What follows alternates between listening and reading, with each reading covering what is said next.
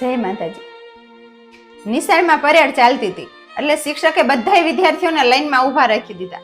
એમાં સૌથી આગળ જે વિદ્યાર્થીને ઊભો રાખ્યો હતો ને એ મનમાં વિચારવા માંડ્યો કે મને બધાયથી આગળ ઊભો રાખ્યો છે ને તો હું બધાયથી હોશિયાર હોય અને આ બધાય કરતા મારામાં વધારે આવડત હોવી જોઈએ તો જ શિક્ષક મને આગળ ઊભો રાખે એમ.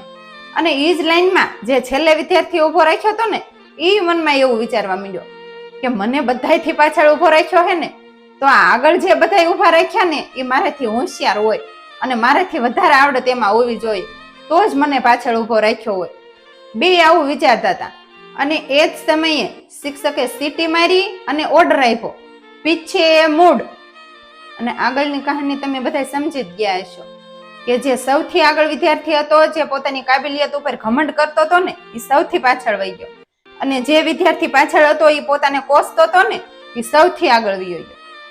આવું આપણા જીવનમાં પણ છે કે જે સૌથી આગળ હોય ને એને પોતાની જાત ઉપર ક્યારેય ઘમંડ ન કરવો, જે સૌથી પાછળ હોય ને એને પોતાની કાબિલિયત ઉપર ક્યારેય સવાલ ન ઊભા કરવા.